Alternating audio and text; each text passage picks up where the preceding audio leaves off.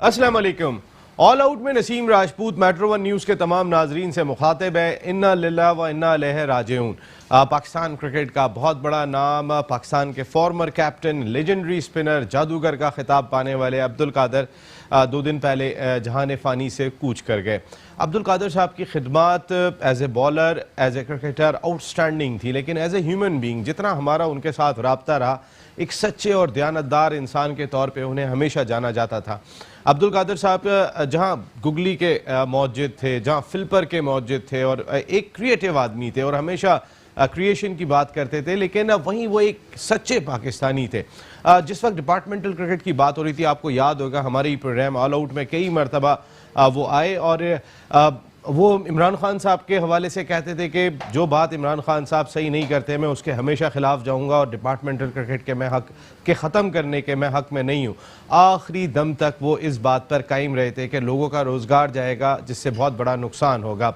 All out की पूरी team, मैं, नसीम राजपूत, साजिद खान साहब अमेरिका में बैठे हुए हैं और हमारे जितने भी मेहमान आते हैं उनके साथ metro one news Abdul Qadir साहब के गम में बराबर का शरीक है और उनके लिए दुआए मग़फ़रत करता है और उनकी फैमिली के साथ हमदर्दी का इजहार भी करता है।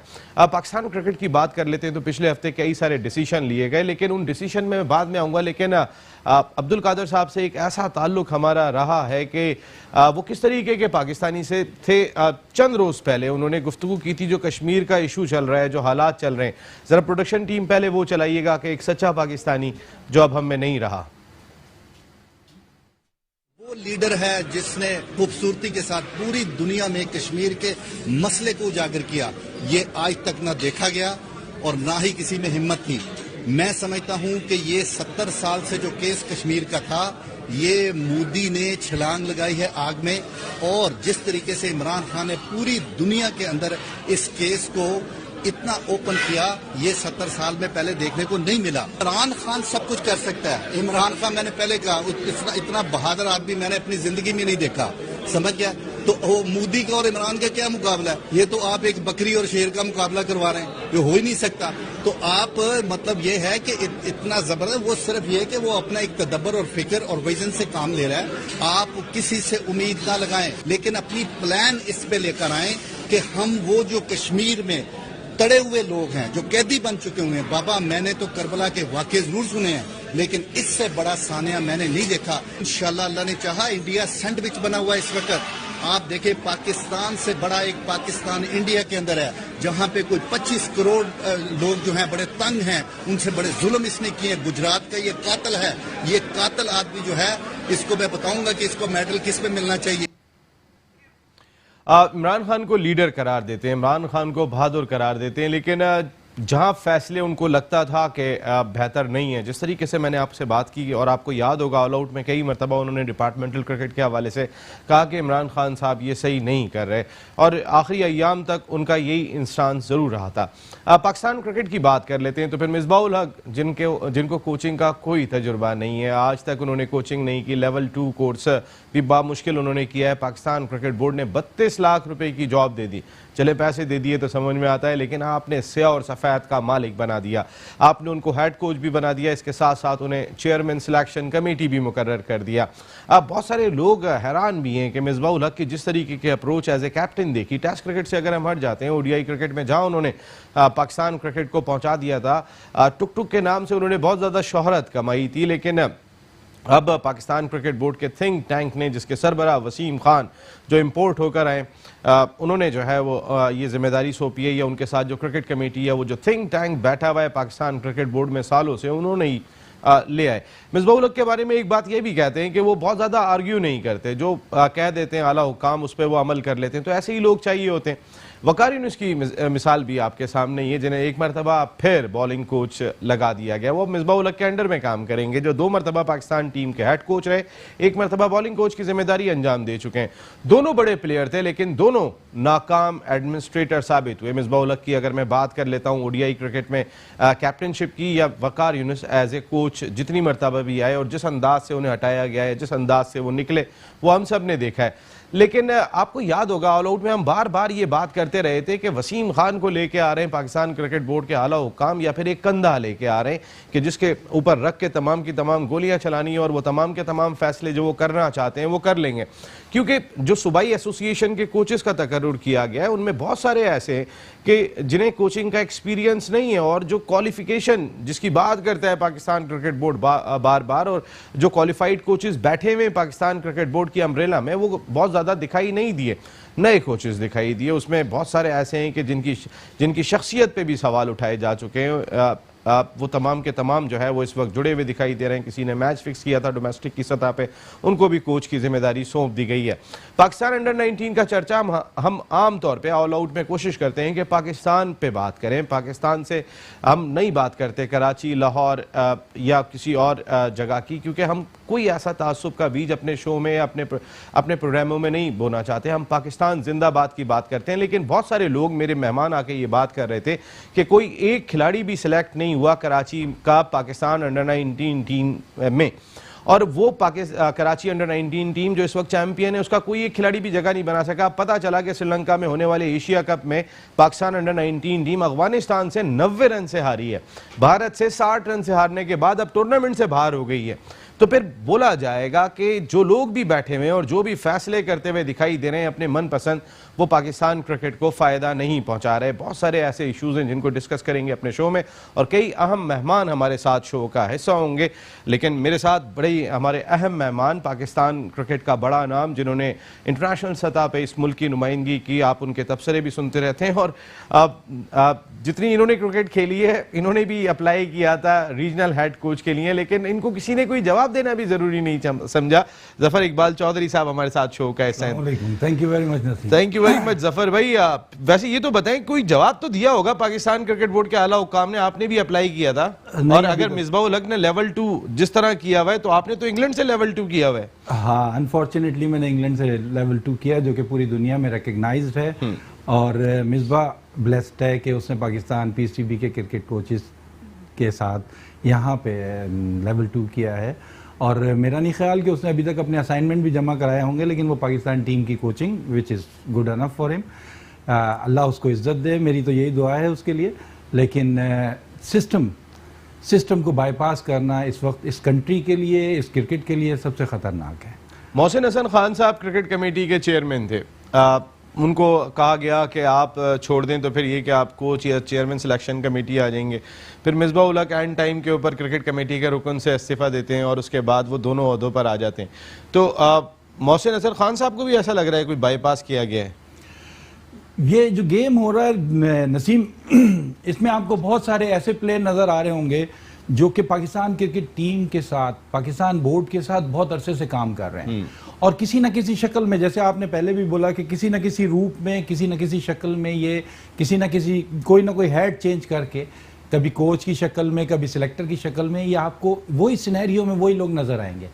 अब इसके पीछे क्या लॉजिक है, इसके पीछे क्या ड्रामा है, इसके पीछे क्या फिल्म चल रही है, ये समझ में नहीं आता। हाँ, जैसे आपने बोला कंधे की बात, वसीम खान साहब का कंधा, मिसबाह का कंधा मुझे बहुत स्ट्रांग लग रहा है, क्योंकि मिसबाह के कंधे पे तो उन्होंने बंदूक रखने के बजाय पूरी तोप रख दी है और मेरा नहीं ख्याल कि मिसबाह इस तोप को संभाल पाएंगे। लेकिन ब्लेस्ड के वो पाकिस्तान क्रिकेट की कप्तानी से हटे तो अब पाकिस्तान के हेड कोच हैं, चीफ सिलेक्टर हैं, इवन बैटिंग कोच भी होंगे, और ये वाहिद सिलेक्शन कमेटी है जिसमें कोई और नहीं है, कोई सिलेक्टर नहीं है, कोई सिलेक्टर नहीं है। वो मुझे ये भी नहीं लगता कि कोई बैटिंग कंसल्टेंट या बैटिंग कोच आएगा, क्योंकि अब मिसबाह उल हक और वकार यूनुस 1 और 1 11 काफी है मेरा ख्याल है। बिल्कुल, 1 और 1 11 वाला फार्मूला बेहतरीन है। दुनिया पढ़ाती है 1 + 1 2, ये पढ़ाते हैं 1 + 1 = 11। तो ये 11 के 11 है माशाल्लाह, और हर लिहाज से इस पाकिस्तान टीम को लेके जाएंगे। लेकिन तबाही का आगाज हो गया है, तबाही का आगाज अंडर 19 की सतह से हो गया। आपको वहीं से नजर, जब आप गलत फैसले करते हैं, जब चीजों को बाईपास करते हैं, तो आपको रिजल्ट आना शुरू हो जाते हैं। और मैं तो ये 3 साल में पाकिस्तान क्रिकेट को मेरे मुंह में खाक मैं कहना नहीं चाहता, लेकिन क्या करूं कि मेरे को इस मुल्क से मोहब्बत है, इस मुल्क को मैं चाहता हूं।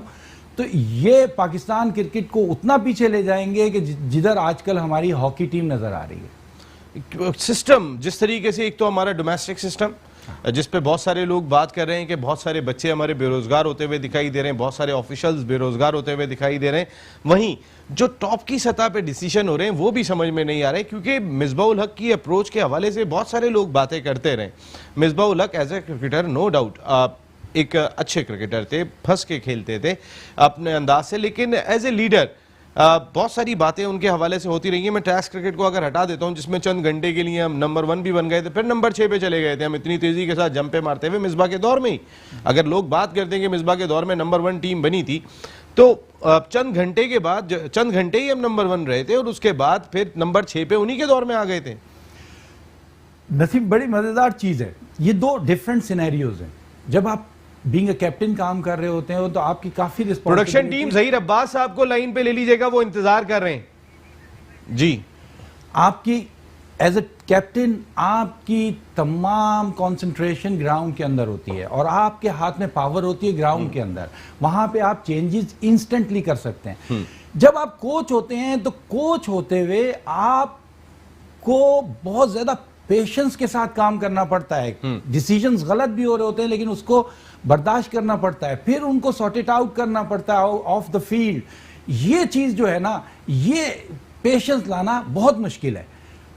और मैं जहां तक समझता हूं कि मिसबा की शक्ल में हमने एक कच्चा फल, जो कि could be a very good prospect for Pakistan cricket in future, 5-10 साल में वो यहाँ लोकल डोमेस्टिक क्रिकेट में काम करता, और उसके बाद जब वो मेच्योर अनफ हो जाता तो पाकिस्तान टीम के साथ आप उसको लेके चलते। लेकिन आपने एक कच्चा फल तोड़ दिया है और आप एक्सपेक्ट कर रहे हैं उस कच्चे फल से कि वो आपको मार्केट में वैल्यू दिलाएगा। नहीं, मैं तो यही बात कर रहा हूं कि एक ब्रेक ले लेते हैं, ब्रेक लेके वापस आते हैं तो जरा बहुत सारी धुएंधार गुफ्तगू करनी है, क्योंकि ज़हीर अब्बास साहब, जावेद मियादाद साहब आज सब शो का हिस्सा होंगे। हम उनसे ज़रूर बात करेंगे कि पाकिस्तान क्रिकेट किस सिमत में जा रही है, और अब्दुल कादर साहब जो उनके साथी थे उस हवाले से भी बात करेंगे। वापस आ रहे हैं एक ब्रेक के बाद। ऑल आउट में एक मरतबा फिर आपको खुशामदीद कहते हैं। पाकिस्तान क्रिकेट पर बात कर रहे हैं जिसके अंदाज ही निराले हैं। वो फैसले हो रहे होते हैं कि जिसको कोई एक्सपेक्ट नहीं कर रहा होता। मिसबाउल हक जिस वक्त खेला करते थे तो बहुत ज़्यादा क्रिटिसाइज हुआ था उनकी पॉलिसीज़ पर, जब वो कैप्टन थे, कि बड़ी दिफाई उनकी हिकमत अमली है। 32 लाख रुपए में रख लिया पाकिस्तान क्रिकेट बोर्ड ने। यूनुस खान पाकिस्तान अंडर 19 टीम के कोच बनने के उम्मीदवार थे, लेकिन उनको 14 लाख देने को तैयार नहीं थे। कहा कि आपको 11 लाख से ज़्यादा नहीं देंगे। कहा यूनुस खान 10,000 रन, कहा मिसबाउल हक। दोनों का फ़र्क आपके सामने और तमाम की तमाम चीज़ें आपने देखी हुई हैं। सबसे ज़्यादा सेंचुरियाँ इस मुल्क के लिए टेस्ट क्रिकेट में, सबसे ज़्यादा रन, सबसे ज़्यादा एवरेज। वो खिलाड़ी जो है वो नज़रअंदाज हो जाता है क्योंकि वो यस मैन नहीं है। आपको चाहिए यस मैन। आपको पाकिस्तान क्रिकेट बोर्ड को सिर्फ ऐसा ही लगता है, यस मैन ही चाहिए। जफर इकबाल चौधरी साहब, एक जुमला किसी का मेरी नज़रों से गुजरा था, उसमें बड़ी ज़बरदस्त उसने कंपैरिजन दी है, और उसने कहा कि मिसबा इज़ एन अदर इंतखाब आलम जो पाकिस्तान क्रिकेट बोर्ड ने फाइंड कर लिया है। और थोड़ा सा अगर सिनेरियो को देखें तो दोनों में काफ़ी रिजेम्बलेंस है, क्योंकि दोनों ही बहुत कूल माइंडेड हैं। हर कोई कह रहा है कि बहुत तहम्मुल वाले हैं। उस कमेटी में भी इंतखाब आलम थे जिन्होंने तकर्रुर किया है। 75 प्लस माशाल्लाह अभी तक नहीं, उस कमेटी में भी शामिल किया गया था उन्हें, कि हेड थे ना जी, हेड कर रहे थे वो 75 प्लस एज में जी। मैं तो कह रहा हूँ कि उनको भी नजर आ गया होगा कि भाई मैं मेरी जवानी आ गई है दोबारा पीसीबी के पास, और 92 का वर्ल्ड कप या इस तरह की तमाम सीरीज वगैरह जो भी हैं वो, क्योंकि जब भी आदमी रिमाइंड करता है वो अच्छी चीज़ों को रिमाइंड करता है। तो उनको नज़र आ रहा होगा कि एक नया इंतखाब आलम मैं दे रहा हूँ पीसीबी को, और पाकिस्तान की इस तरह खिदमत कर रहा हूँ।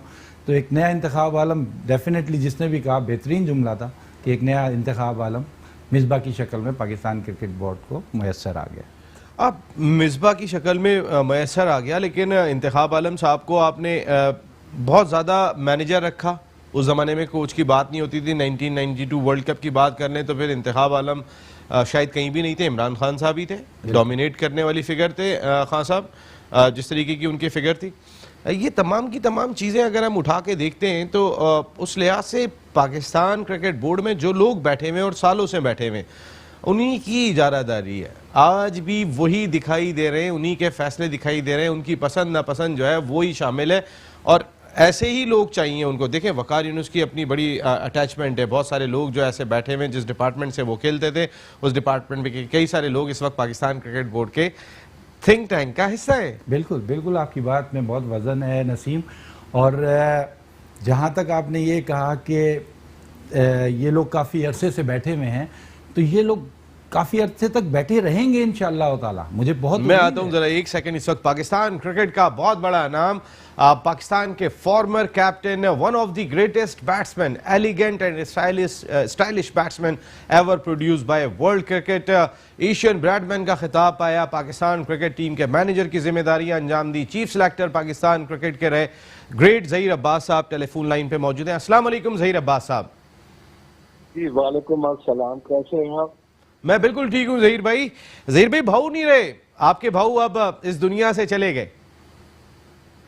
हाँ जी, प्यारा प्यारा बाबू हमारा, हम उसको प्यार से बाबू कहा करते थे, अब्दुल कादिर को। अब वो इस दुनिया में नहीं रहे, बहुत सी यादें छोड़ के चले गए, जिसका हम सबको बहुत अफसोस है। ज़हीर भाई, कहाँ रेट करेंगे आप ग्रेट अब्दुल कादिर साहब को? अगर पाकिस्तान में या वर्ल्ड में मैं स्पिन बॉलिंग की बात करता हूं, आप कहाँ रेट करेंगे?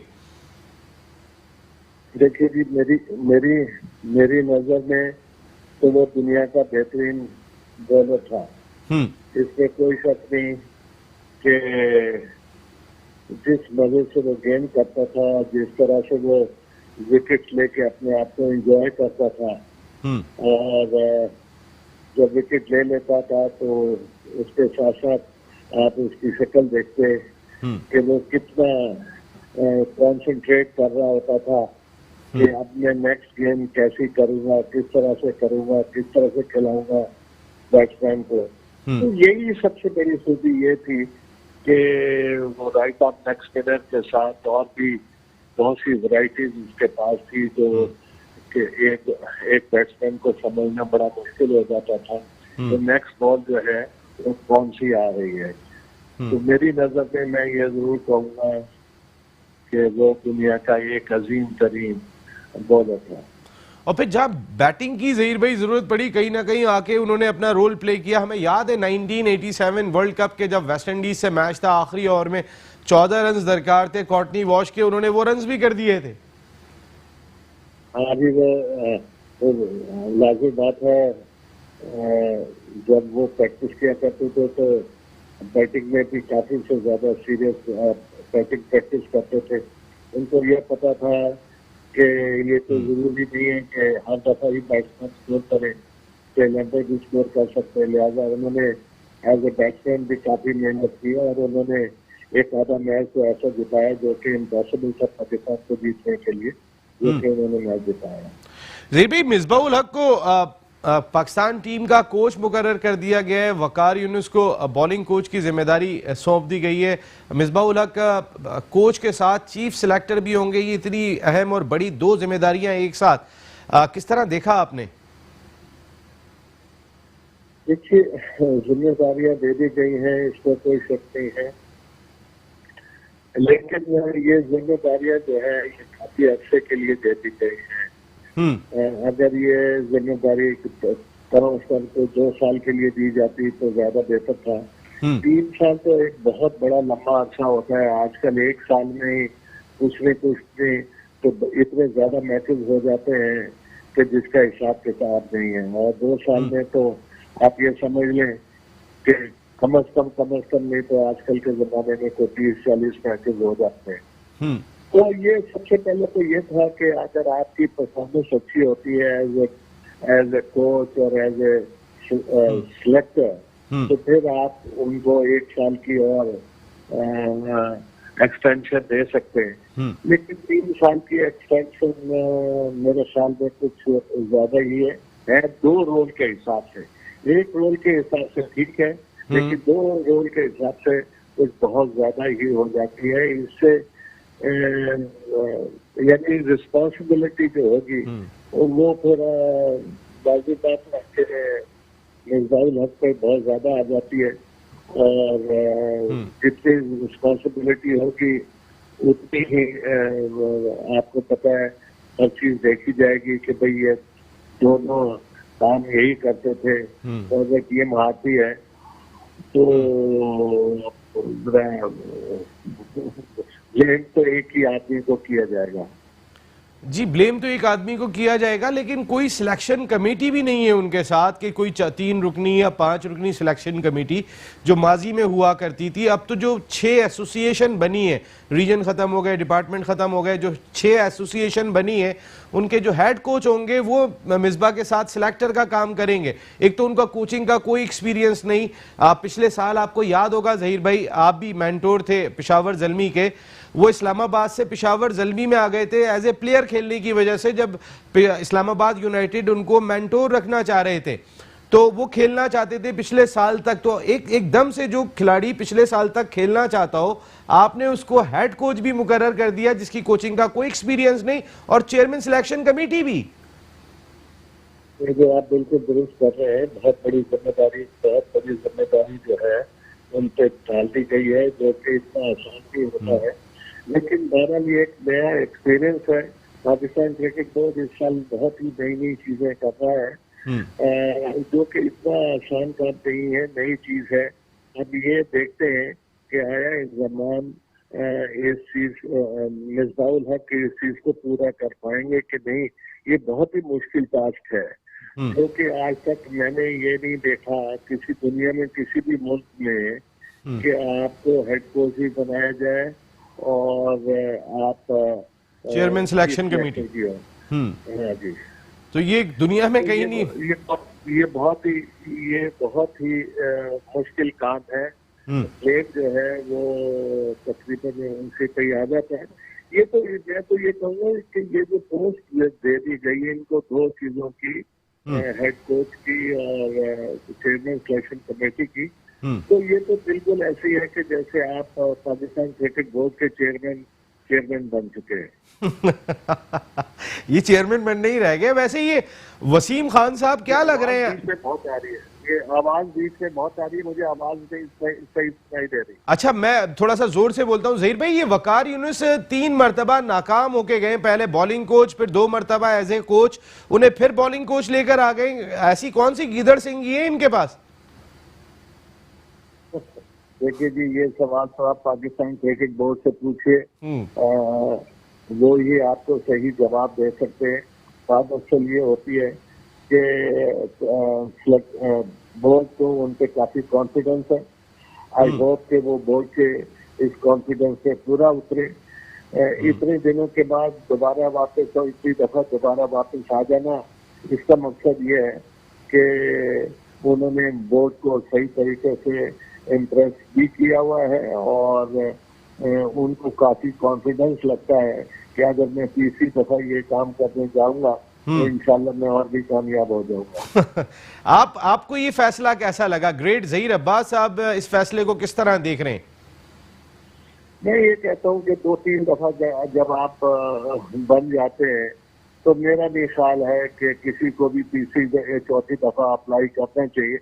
लेकिन क्योंकि ये फैसला उनका है और बोर्ड के दरमियान में है, तो मैं इस मामले में कुछ और ज्यादा नहीं कह सकता। नहीं, मुझे पता है ज़हीर भाई, आपका अपना एक कैलिबर है और आप बहुत सोच समझ के बात करते हैं और आप किसी कंट्रोवर्सी में जाना नहीं चाहते, लेकिन आप पाकिस्तान क्रिकेट से उतनी मोहब्बत भी करते हैं। ये जो इस वक्त नया सिस्टम आया है जिसमें 16 रीजन ख़त्म हो गए, 6 एसोसिएशन बन गई, कंपटीशन लेवल को बढ़ाया जा रहा है, लेकिन ये जो डिपार्टमेंटल क्रिकेट खत्म हुई है, अब्दुल कादर साहब आखिरी अय्याम तक इसका रोना रोते रहे कि ये डिपार्टमेंटल क्रिकेट खत्म ना करो, इससे बच्चों का रोजगार चला जाएगा। ग्रेट ज़हीर अब्बास क्या कहेंगे इस पे? देखिए, बात असल ये है कि डिपार्टमेंटल क्रिकेट तो कभी खत्म नहीं होनी चाहिए थी। इमरान ने हमेशा, मेरी इमरान की यही बहस रहती थी हमेशा। वो ये कहता था डिपार्टमेंट क्रिकेट खत्म होनी चाहिए और मैं कहता था कि नहीं। बहरहाल देखिए, अगर उन्होंने ऑस्ट्रेलिया के तर्ज पे क्रिकेट पाकिस्तान में लाना चाहते हैं तो भाई वहाँ पर और भी बहुत से ऐसी गेम्स हैं जो कि प्रोफेशनली खेले जाते हैं जी। वहाँ पर फुटबॉल है, वहाँ पर बेसबॉल है, वहाँ पर और बहुत से गेम हैं जो कि प्रोफेशनल तरीके से खेले जाते हैं और हर कोई कौम का आदमी जो है वो मतलब क्रिकेट में नहीं बल्कि दूसरे गेम में भी इन्वॉल्व होता है। लेकिन पाकिस्तान एक ऐसा कंट्री है कि अब कोई भी बच्चा जो है वो क्रिकेट खेलने के लिए तैयार है, 24 घंटे तैयार है। लिहाजा मैं ये कहूँगा 6 टीमें जरा कम हो गई हैं और काफी कम हो गई हैं, तो मेरा ये ख्याल है कि अगर और टीमें बढ़ाई जाए तो ज्यादा बेहतरी रहेगी। ये सिस्टम आपको समझ आ गया? वैसे आप इतना तजुर्बा, वसी तजुर्बा, इतने ग्रेट प्लेयर, इतना ग्रेट एडमिनिस्ट्रेशन का तजुर्बा, इंटरनेशनल क्रिकेट काउंसिल के साबिक सदर, आपको ये समझ में आ गया जो हम करने जा रहे हैं 22 करोड़ आवाम के साथ? क्योंकि ऑस्ट्रेलिया और इंग्लैंड की आबादी से तो हम बहुत आगे हैं। देखिए, हमने पुराने सिस्टम में भी दुनिया की हार कामयाबियां हासिल की है। हमने वर्ल्ड कप जीत लिया है, हमने T20 जीत लिया है, हमने टेस्ट क्रिकेट में बड़े अरसे के लिए हम चैंपियन रहे हैं, चैंपियन ट्रॉफी जीत ली है। लिहाजा हमारे सिस्टम में कोई खराबी नहीं है। हाँ, अगर थोड़ी बहुत कोताहियां हुई है उसमें, तो उनको जरा पाबंद किया जाए कि ये कोताहियां क्यों हो रही है, तो सारी चीजें जो है खुद ब खुद ठीक हो जाएंगी। लेकिन इमरान की हमेशा से ये ख्वाहिश रही है कि डिपार्टमेंट्स को खत्म कर दिए जाए। अब देखते हैं, हम भी देखते हैं, सारी दुनिया देखेगी। लेकिन बहरहाल क्रिकेटर्स की नौकरियां जो है वो अब नहीं रहेंगी। पहले क्रिकेटर्स की नौकरियां होती थी, उनसे उनके खानदान बन जाता था, खानदान बन जाता था, मुआशरे में उनकी इज्जत। बिल्कुल। लेकिन अब जो है वो कुछ ही लोग जो हैं वो पैसे इंजॉय करेंगे, कुछ ही प्लेयर्स पैसे इंजॉय करेंगे, जो कि डिपार्टमेंट के 3 से 2,500 या 3,000 लोगों को जो जॉब मिल जाती थी वो अब नहीं मिलेगी। इससे प्लेयर्स को लाजमी बात है उनको फाइनेंशियली काफी नुकसान होगा। ग्रेट ज़हीर अब्बास साहब, एक सच्चे Pakistani, thank you very much. आप ऑल आउट का हिस्सा बने, मेट्रो 1 न्यूज़ को टाइम देने का बहुत बहुत शुक्रिया। बहुत सारी बातें ज़हीर भाई कह के गए, क्योंकि ये सच्चे लोग हैं। जी, जावेद मियादाद साहब भी इंतजार करेंगे, प्रोडक्शन टीम ज़रा देखिएगा। आप सच्चे लोग हैं, इन लोगों ने वाकई इस मुल्क की खिदमत की है। देखें, आज भी बात करके गए कि मिसबाह-उल-हक को चेयरमैन क्रिकेट बोर्ड ही बनाना रह गया। जो बात थी वो कह गए, हालांकि वो बहुत कम बात करते हैं और सोच समझ के बात करते हैं। सबसे बेहतरीन चीज़ जो ज़हीर भाई ने कही, उन्होंने बहुत ही पोलाइट वे में तमाम चीज़ों को सम अप करके आपको बता दिया कि भाई अच्छा क्या है और बुरा क्या है, आप क्या चीज़ बुरी कर रहे हैं और इसमें जल्दबाजी क्यों कर रहे हैं। मैं एक छोटी सी एडिशन करूंगा कि कादिर भाई लेजेंड, ट्रेंड सेटर,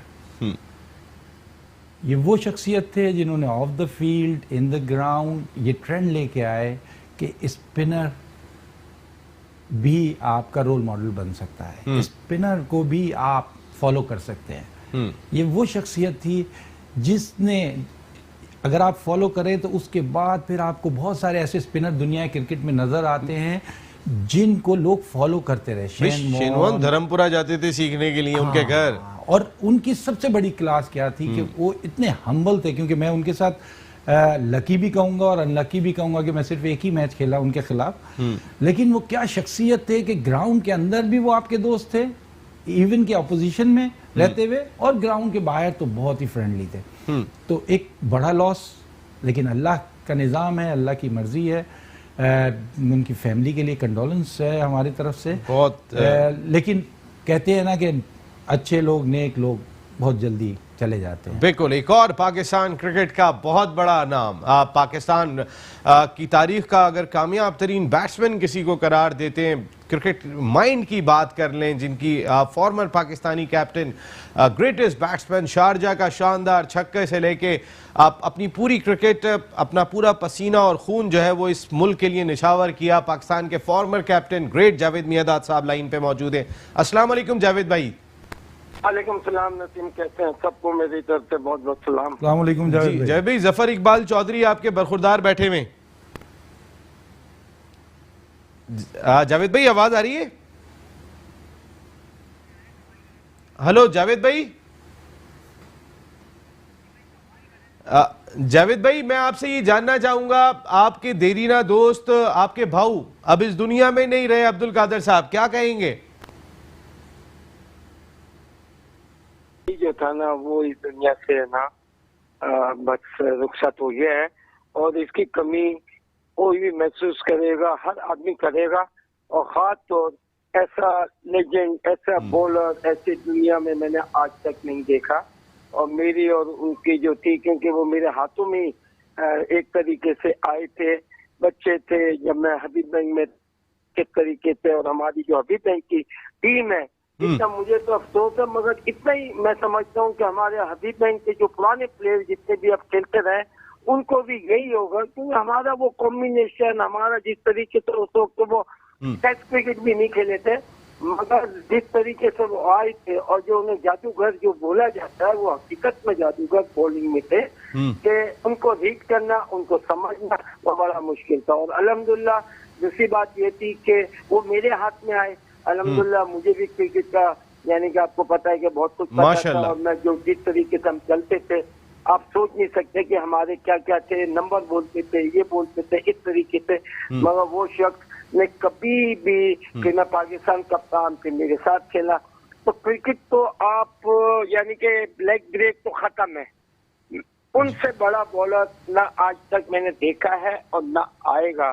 जो वैरायटी है उनके पास थी वो किसी के पास मैंने आज तक नहीं देखी। अगर उस वक्त के टाइम पे जी फ्रंट फुट पे जो एक्शन रिप्ले पे जो आउट दिया जाता है, अगर होते तो आज 500 क्या 700 या 1000 विकेट है ना अब्दुल कादिर साहब की होती थी। उस वक्त लोगों को फ्लिपर समझ ही नहीं आती थी जी, और सीधी सीधी खाते थे विकेटों पे, आगे फैल ले आते थे, वो बॉल सीधा लगता था।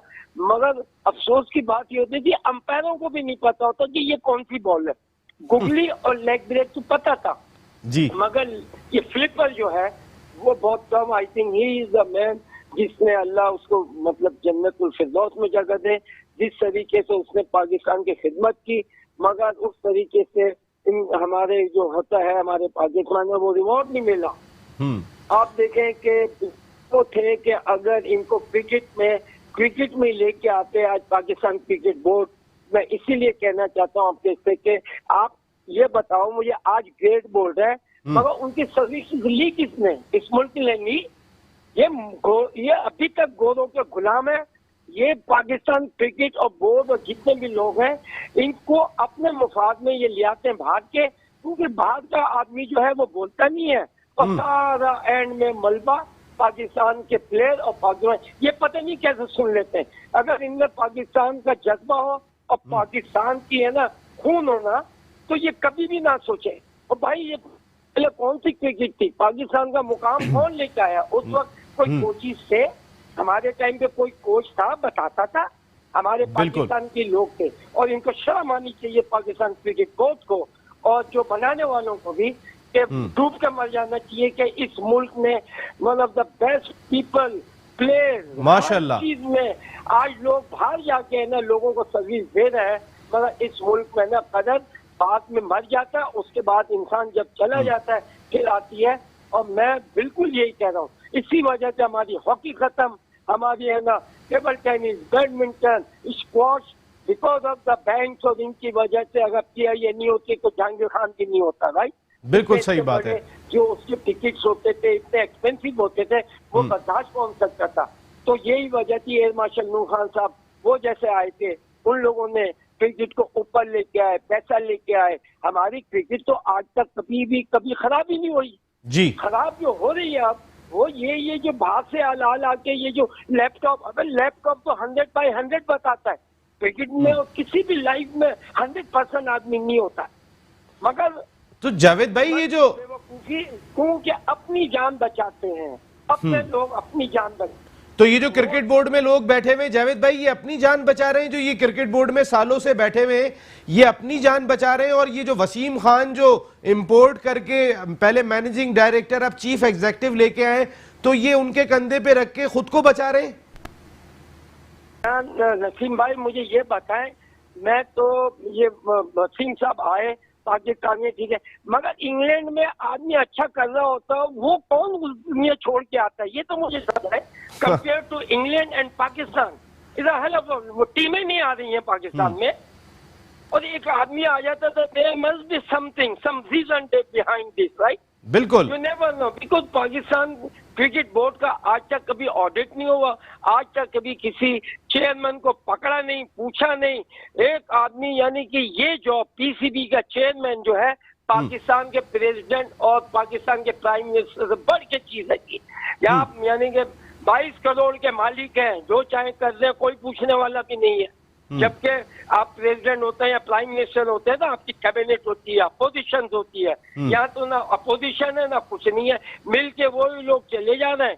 और इतने लोग जो पुराने क्रिकेट में खेले हैं, हमारे जो एक ग्रेट थे, आज उनको यूज करना चाहिए स्कूलों में, कॉलेजों में। राइट, ये लोग सिर्फ माल कमाने आए, इससे पहले भी आए, खाए पिया चल दिए, खाए पिया चल दिए। और पाकिस्तान को फिर जाते वक्त ये पाकिस्तान को कंडेम करके जाते हैं, बुराई करते हैं। हमारा नेशनलिज्म किधर गया?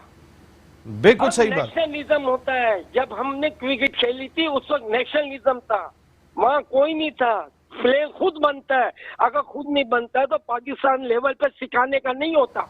पाकिस्तान लेवल पे जो प्लेयर आए उसका काम है कि डिलीवर करे, वरना बिल्कुल सही बात है। जिनको सीखना उनको आप पाकिस्तान टीम में कैसे लोगे? अच्छा, ये जो अब 20 करोड़ में की आवाम में से आती है टीम आपकी, तो ये खुद सीख के आना चाहिए। जब तक ये सिस्टम नहीं आपके यहाँ गिरे, आज ऑस्ट्रेलिया ये वो जगह क्या होता है, वहाँ क्रिकेट अच्छी होती है, इंग्लैंड में क्रिकेट अच्छी होती है। उन्होंने पहले 2-2 ओवरसीज मंगाए, 3-3, 4-4 ओवरसीज खेलते, तो उनसे उन्होंने सीखा, उसके बाद धक्का मार दिया। लेकिन जावेद भाई ये जो अभी मिसबाउल हक को, जिनको कोचिंग का कोई एक्सपीरियंस नहीं है, वो पिछले साल तक खेलना चाहते थे, इस्लामाबाद छोड़ के पेशावर ज़ल्मी चले गए थे, अब उन्हें हेड कोच के साथ आपने चेयरमैन सिलेक्शन कमेटी दोनों जिम्मेदारियां सौंप दी, और वकार यूनुस जो 3 मरतबा नाकाम होके गए, 1 मरतबा बॉलिंग कोच, 2 मरतबा हेड कोच, उन्हें फिर लेकर आ गए अब बॉलिंग कोच।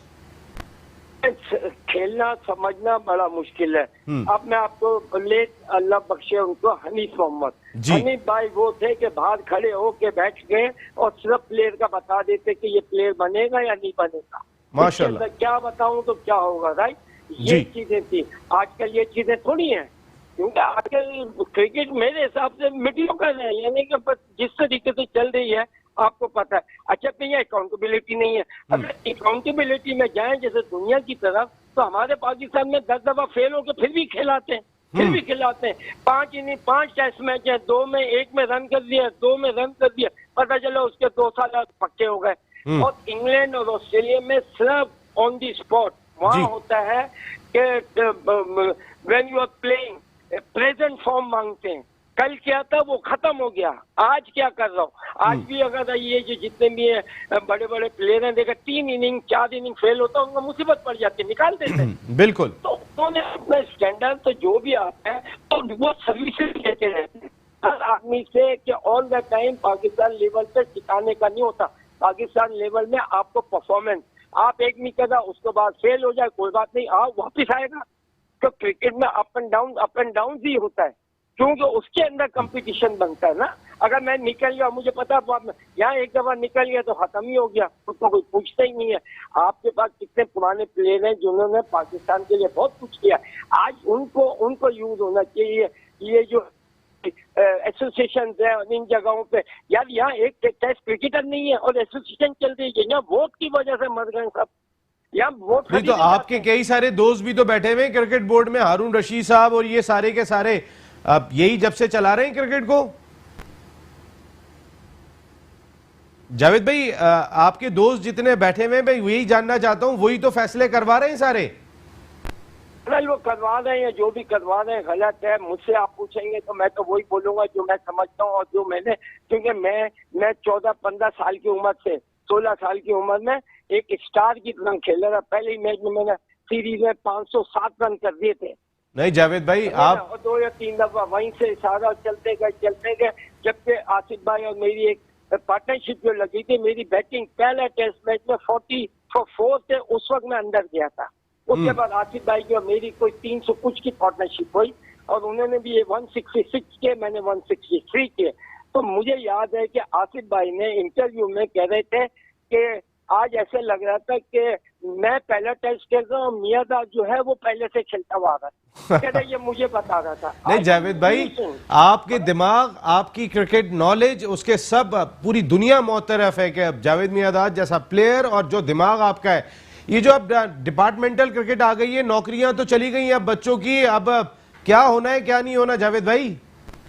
क्रिकेट खिला रहे, अब करोड़ों में लाखों में आ रहे। पाकिस्तान के लिए 11 बेस्ट चाहिए होते हैं ओनली।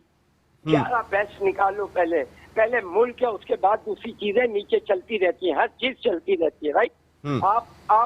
आप देखिए, इस मुल्क को देख के जो भी चीज चलाएंगे आप सक्सेसफुल होंगे। आपको पता है यहाँ पर, राइट। ये जब वोटिंग लेते हैं, ये लेते हैं तो गाँव में जाके क्यों बोलते हैं? वो बेचारों को पता नहीं है, तो किसी को स्कूटर दे दें, कुछ दे दें, वोट ले लेते हैं। मतलब इस किस्म की चीजें हैं। आपने अपनी कंट्री को एजुकेट करना तो हर तरीके से करना है, राइट। आप स्कूल की क्रिकेट को ऊपर लेके आए, कॉलेज में क्रिकेट लेके आए, यूनिवर्सिटी बेस्ट क्रिकेट होनी चाहिए आपकी, तो आपको टेस्ट क्रिकेट की फिक्र ही नहीं है, राइट। पहले लोगों को, मैचों, अच्छे प्लेयरों को स्कॉलरशिप मिलती थी, पढ़ने वालों को भी स्कॉलरशिप मिलती थी। आपने प्राइवेट, आजकल कोई देखने वाला नहीं है, प्राइवेट स्कूल जो है वो उस लेवल पे चले गए, एक की जगह अरबपति हो गए। और सारा कराची, मतलब पूरे पाकिस्तान की एजुकेशन के अल्लामा इकबाल साहब और इनसे ये किधर से पढ़े भाई? वो गवर्नमेंट कॉलेज था लाहौर में, दूसरे कॉलेज थे कराची में, यानी कि हमारे को यही लोग लेके गए पीछे। और मैं तो हैरान हूँ कि यार ये इतने बड़े बड़े लोग बाहर, इतनी सिक्योरिटी का भी प्रॉब्लम नहीं है, कुछ नहीं, और पाकिस्तान में आते हैं, तो कोई तो मकसद होगा। मुझे तो समझ में नहीं आता कि कोई अपनी लाइफ छोड़ के, इतनी अच्छी सिक्योर लाइफ छोड़ के और इस जगह पे आ रहा है, वो काइन के लिए आ रहा है और पैसा भी वहाँ मिल रहा है। जिस पोजीशन पे थे, जैसे आपने कहा वसीम साहब अगर वो इतने अच्छे थे, मैं तो कभी भी ना हूँ कि भाई मेरी, तो मुझे तो अच्छा मिल रहा है, फर्स्ट क्लास है, मेरी एजुकेशन बच्चों की फ्री, हर चीज फ्री, इतनी अच्छी जगह। भारत हर एक का अपना अपना होता है। तो बस मुफादात, जावेद भाई दी ग्रेट जावेद भाई, बात सारी वही है कि मुफादात यहाँ ज्यादा दिखाई दे रहे हैं। ग्रेट जावेद मियादाद साहब, पाकिस्तान क्रिकेट का बहुत बड़ा नाम ऑल आउट में, और मेट्रो 1 न्यूज पे बात करने का बहुत बहुत शुक्रिया जावेद भाई, थैंक यू वेरी मच। अब आप समअप कर दें ताकि हम खत्म कर दें, जो 2 ग्रेट आए जो बात करके गए। दोनों ने जिस चीज को पाकिस्तान क्रिकेट के लिए जहर करार दिया है, वो ये जो नया सिस्टम इंट्रोड्यूस हुआ है, इसको कहा है। और जो जावेद भाई की बात में बहुत वजन है कि जितने ग्रेट प्लेयर्स पैदा हुए हैं पाकिस्तान क्रिकेट में, वो उसी सिस्टम से आए थे। उस सिस्टम में ज़हीर भाई ने भी यही कहा। हाँ, उस सिस्टम में जो गलतियां हैं आपकी, जो आपको नजर आ रहे हैं लूप होल्स, उनकी ट्विकिंग करने की जरूरत है। आपको इतनी बड़ी चेंज लाने की जरूरत नहीं जो कि दुनिया में कहीं भी इंप्लीमेंट नहीं हुआ।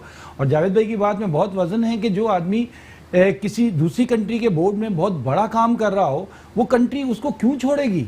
और वो खुद क्यों आएगा? अब बच्चों की तालीम फ्री है, हर चीज फ्री है, जावेद भाई ने सारे एग्जांपल दिए, सब कह गए। काइंड ऑफ अ प्लेटफॉर्म, ये प्लेटफॉर्म डेवलप किया गया है, इनके जहन में था हमने क्या करना है क्या नहीं करना।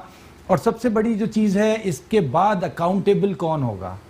अकाउंटेबिलिटी सिर्फ इन्होंने एक आदमी के लिए रख दी है, मिसबा के लिए। और मैंने जो पहले कहा था, मिसबा के कंधे पे तोप रख दी है, बंदूक नहीं।